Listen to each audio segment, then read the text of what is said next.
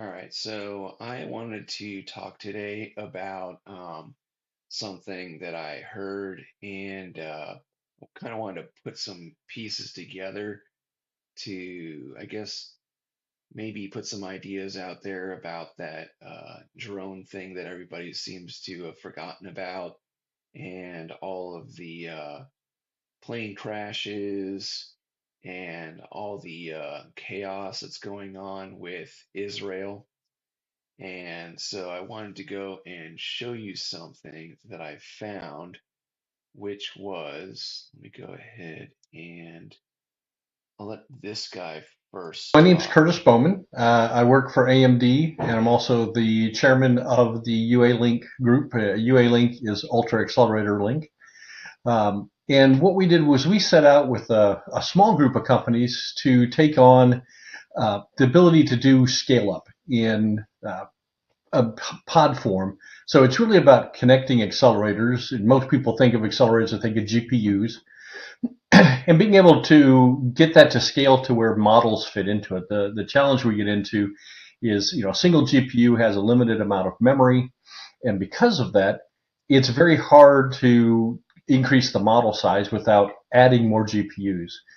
And what you see is UA Link allows up to 1024 GPUs to be connected together, and that increases your memory size. It increases your compute size as well. So you can really start to look at those very large models, right? Where we're talking about millions or even billions of uh, parameters in a model, growing to trillions over time. And what we see is we need to be able to have tens or hundreds of uh, GPUs in an inference system, and then you may even need hundreds to tens of thousands of GPUs for a training model. And so UA Link is the stepping stone to get to those and get your GPUs connected. And the group of companies that are helping to lead this effort are companies like Alibaba, AMD, Apple, Astera Labs, AWS, Cisco, Google, HPE, Intel, Meta, Microsoft, and Synopsys. And those are the people that make up the board. And then we've got an additional 75 plus members that are helping us uh, make sure that the spec stays up to date. And we'll actually see that first spec come out in March of 2025. And that's just to connect these GPUs together, start sharing. And the things that we believe the UA Link brings to the industry is the ability to um, do this scale up in a very power efficient way, also very low latency, which is important as you're sharing memory. So this kind of concept is being used for anyone who's a gamer. A lot of times you can go and stream your game off of sharing a platform with either something that's remote or sharing the bandwidth and all the computing power over multiple devices and not putting so much stress on one singular unit.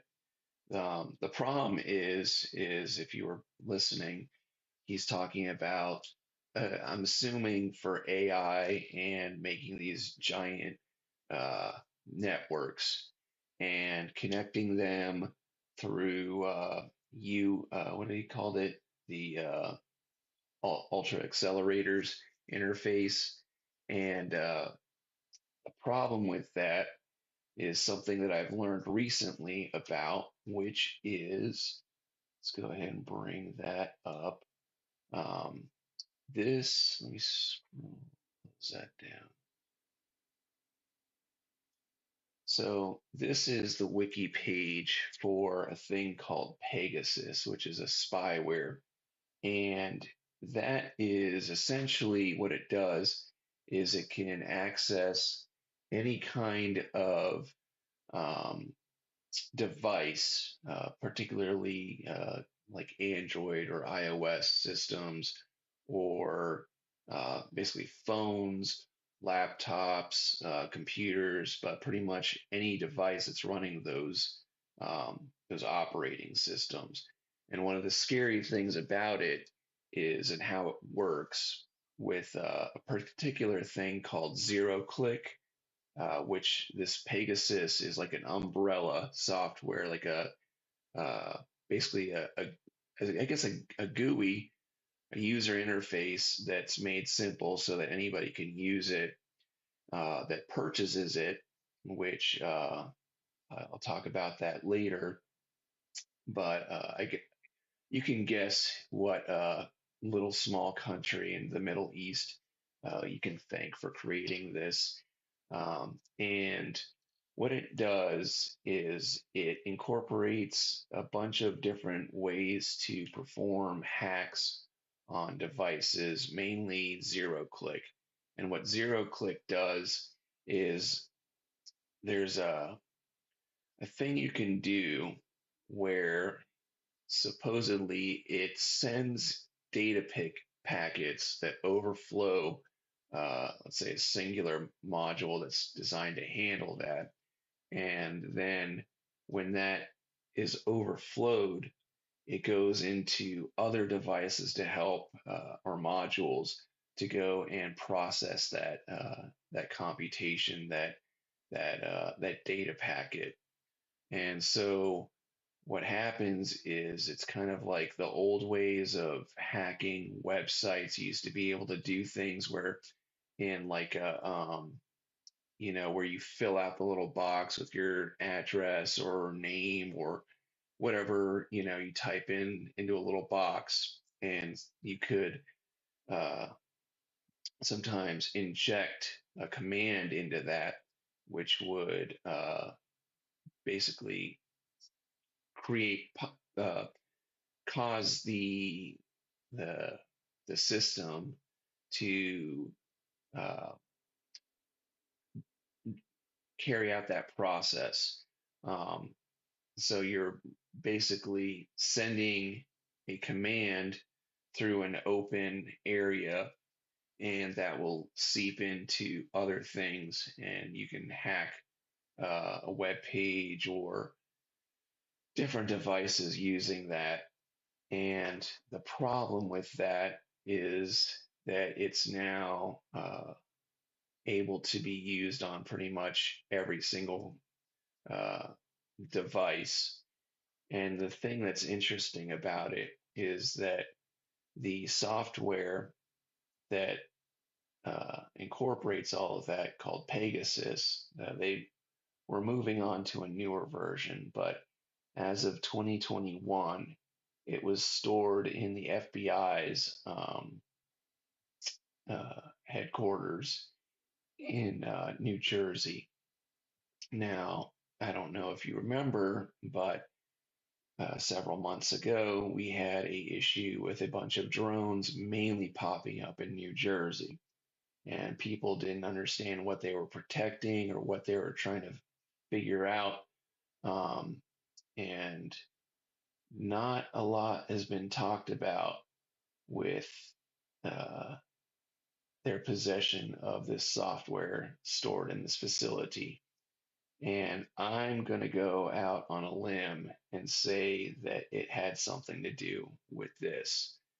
And uh, as hacking's becoming more prominent, they're able to go and basically get into a lot of people's devices are being their information or MAC addresses, IP addresses, and all the login credentials are basically going to get hacked uh, through uh, another one of that small country's favorite uh, exports, which is pornography. And porn sites are basically constantly using data and getting into your computer, regardless of if you're in incognito mode or anything like that. Um, they're basically constantly setting up. I forgot what it was described as, but they're setting up basically a little spy on your computer. I really wish I could remember what it was called, but so then they send your data and sell it out because that's why porn is free is that they're selling everything. Um, and you might ask, well, why aren't all these people getting hacked now? Well, from what I was explained, is that they're waiting to do one big heist.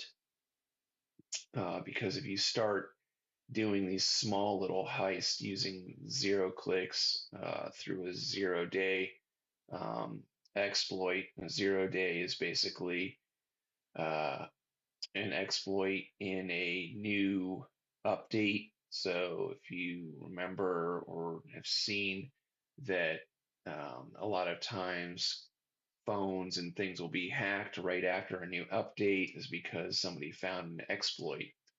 And so combining that with zero click, which sends the way it works, I sort of started to talk about it, but you can hack somebody's phone or device just by sending or calling that device and sending a packet of information and causing it to process um, that packet. And so it doesn't matter if you didn't answer the phone or block that number, it was sent to your phone and potentially they're already in there and scrubbing it for everything that you have and all of your information. And so the reason I played that video at the very beginning was that everything is going towards more of a decentralized network. And that's kind of the way that cryptocurrencies work, as you operate nodes, and or just like when you were younger in the old days, to get hacked things, you would go to like Pirate Bay or LimeWire and you would download something and then you would have it, and then someone closer to you, uh, you could download things or send them things. They could download things from you because you were closer than another place. So that packet of information was a lot more accessible, and you'd increase your download speeds, and having instead of having to wait for some server all the way across the ocean, it would be at somebody's house, only several miles away from you or whatever, and it would drastically increase your download speeds.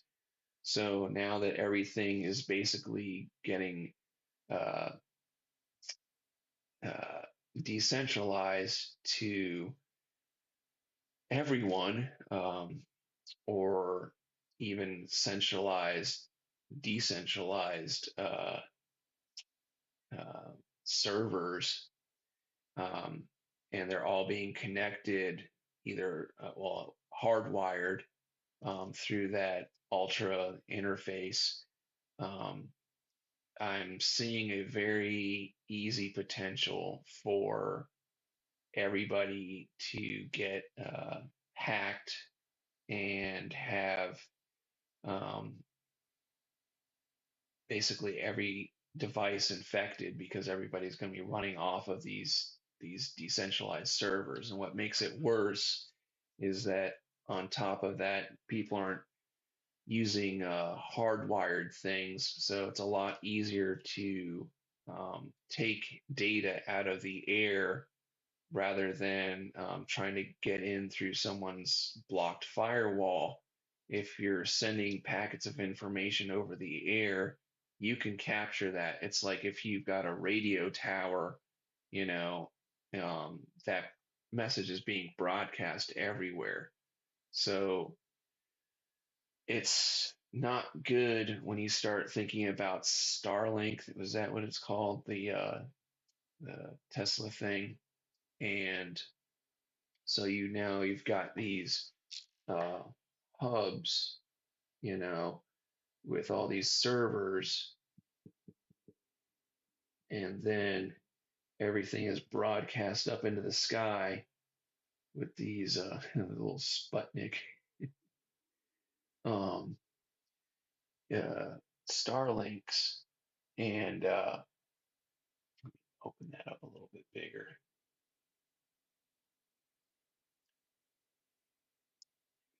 see it on there. But um, so you've got these data hubs, and then you're connecting to that, and then so is everyone else going there, and then you've got all these extra little individual small connections where all of these are basically places that you can hack and grab information from. And I'm really concerned about what that New Jersey thing was because they still haven't given us a straight answer about it.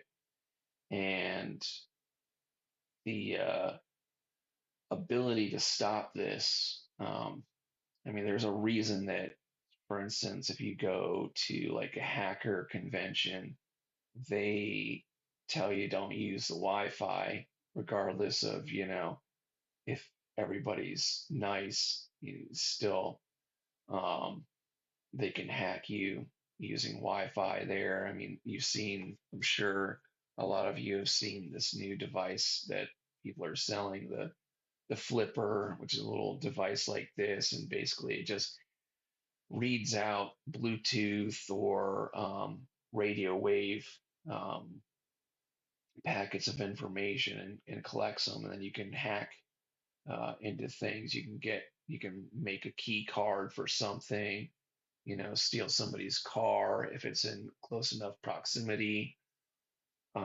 But this is adding a lot of little in between middlemen that are easily hacked.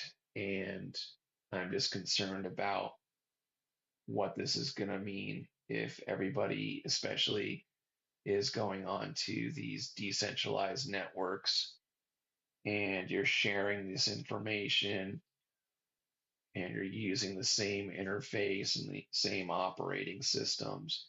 Um, and with something like Pegasus here, it's you know, in 2023, Biden signed an executive order that prohibited operational use by United States government of commercial spyware that poses risk to national security or is misused by foreign actors to enable human rights abuses. Well, I can guarantee you that that's been sold to a lot of countries that you probably don't want because you can see the list of all of these countries that um, that are either being attacked or having it, either using it or attacking other places with it. And I mean, it's a long ass list.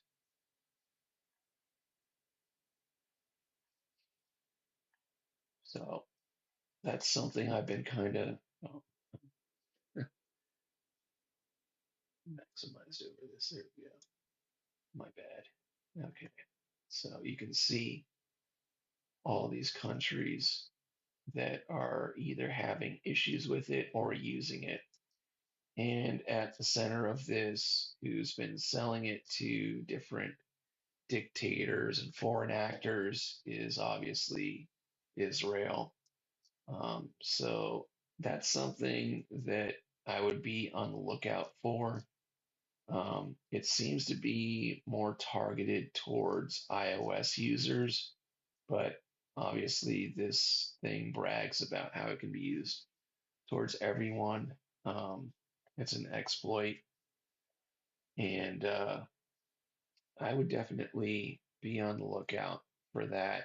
And I would put money on why it was so important to have all those drones flying around um, New Jersey. So I think that's pretty much it. I don't see anything else that I wanted to talk about. Oh, that's what it was.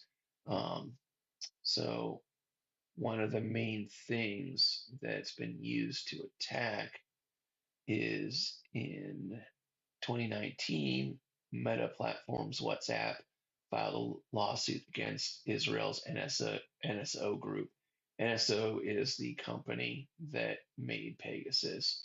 Um, and for exploiting a bug in its WhatsApp messaging app to install spyware, in parentheses, Pegasus, that allowed the surveillance of 1,400 people in 20 countries, including journalists, human rights activists, political dissidents, and diplomats.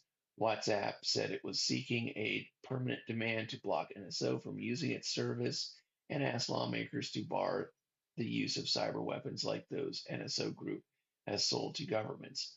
On 9 January 2023, Supreme Court denied the appeal of NSO of the lower court's decision to continue the lawsuit and allowed WhatsApp to pursue its lawsuit against Israel's NSO.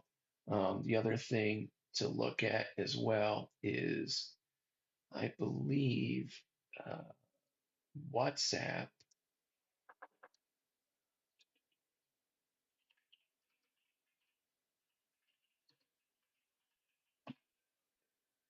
the founder of WhatsApp, I believe, was tied to something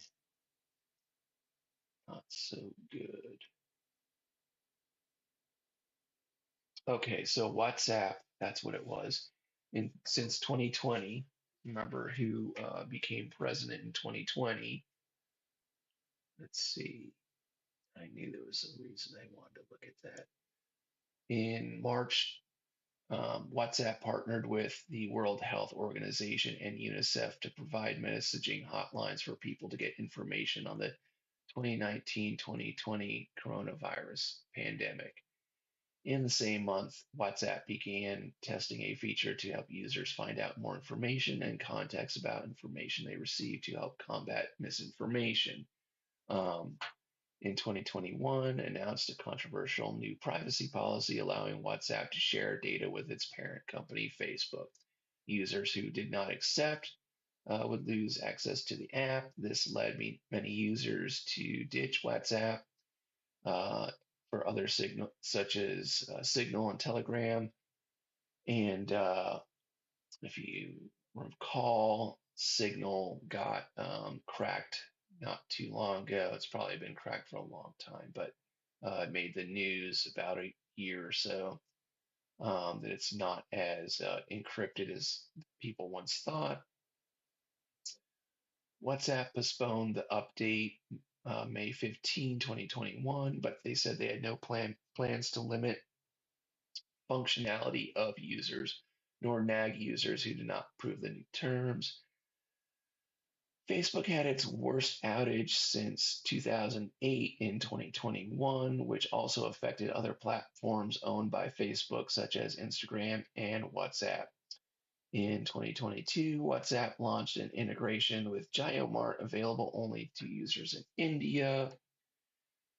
WhatsApp added the ability for users to turn off their online status 2024. Then announced that WhatsApp would let third-party messaging services enable interoperability with WhatsApp requirement of the EU's Digital Markets Act. This allows users to send messages between other messaging apps and WhatsApp while maintaining end-to-end encryption. So I don't know if that strikes anything to you, but sending messages, that's what the zero click relies on, is sending a message, and now you're sending messages between other apps, and I don't believe that end-to-end encryption. Um, the other thing about that is why I thought it was so important is the World Health Organization obviously is not a great organization. It's led by a former terrorist, if you want to look that up, and UNICEF, which is not a great organization. They pretend to be, but they are part of the greater umbrella, which is the USAID, that is under scrutiny right now. And I always knew something was up with UNICEF. I just didn't trust it. And so now we're seeing a little bit of a bigger picture where everything is going to basically have little back doors to other apps. And that's why I was talking about this being a concern, because each time that you add a little leg or segment, that's a new little entry point for people to hack into. It just takes one exploit in one area for it to basically have gained access to all these other things. Um, because everything has to shake hands with each other and be on the same the same, what is it, software.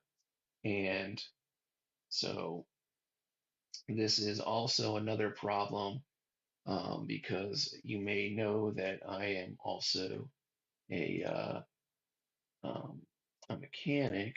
And one of the things that is becoming more prominent, especially on the higher end vehicles that I'm working on, is that we have modules for uh, many, like some of the cars that I work on have, especially the electric vehicles, like 80 modules. And everything goes through this one gateway. And if that gateway crashes, you can just have the most slight bad update to the software on a gateway for the vehicle, and you have now bricked the entire car. And particularly with certain electric vehicles, the modules, when they're put into the vehicle, they are they are VIN specific. So once you've programmed that module with that VIN, you're not removing that VIN. That is permanently tied to that car. So if that crashes, and it can't talk to things, you have cars with 80 different modules, and you've basically totaled a car with you could total a car without even moving it out of your garage.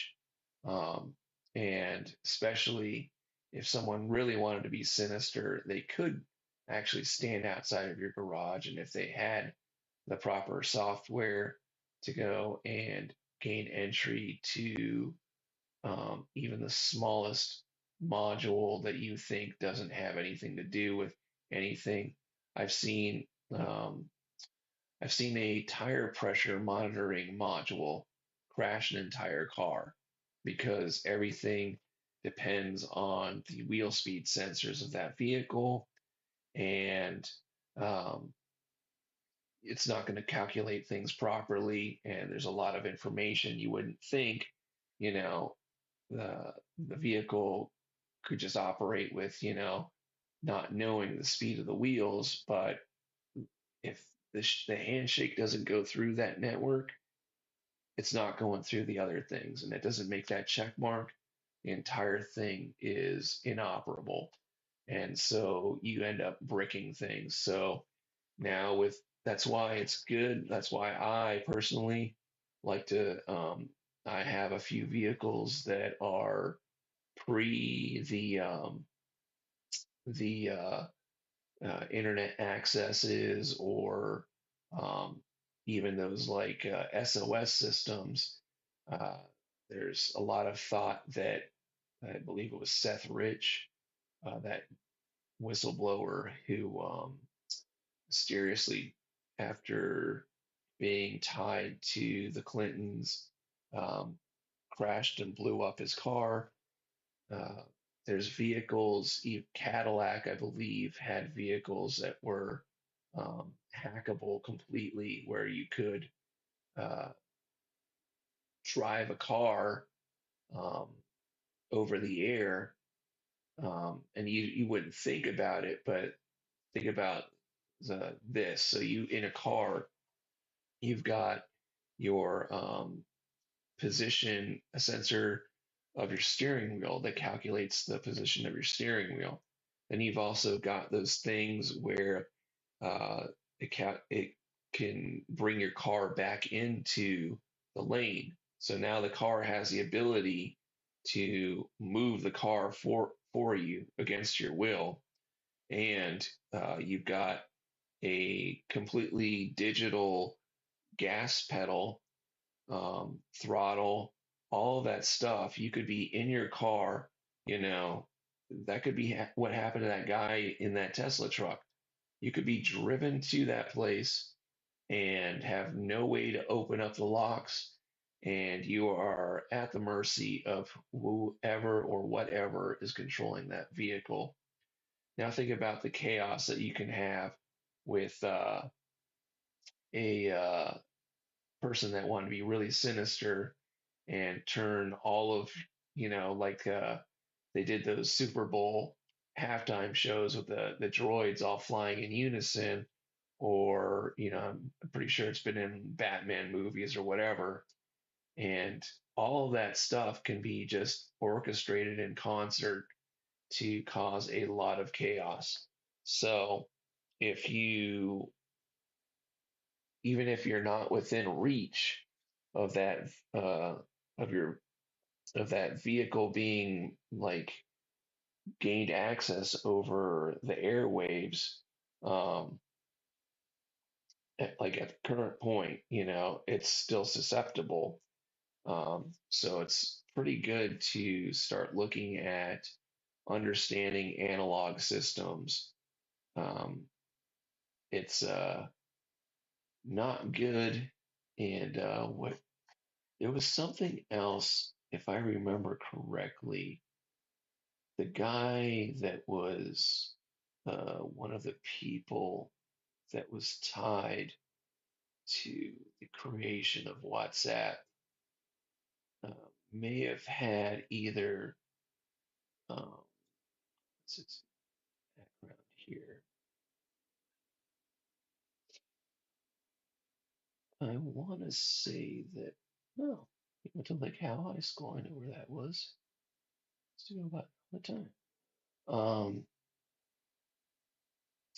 So one of them, I think, had ties to Epstein or one of those bad actors. But yeah, I would be cautious and think about um, what's on your phone, and if you have the ability to access the outside world or function without something that's connected to what they call a decentralized, network, but really you're centralizing everything because you're not being able to hold on to that, like the control of that. You're basically you're letting it gain access to everything that you have. Um, so it might sound a little bit garbled, and I hope I explained it properly, but I don't see a lot of people talking about that, especially that New Jersey connection to Pegasus and the drones. So sleep tight.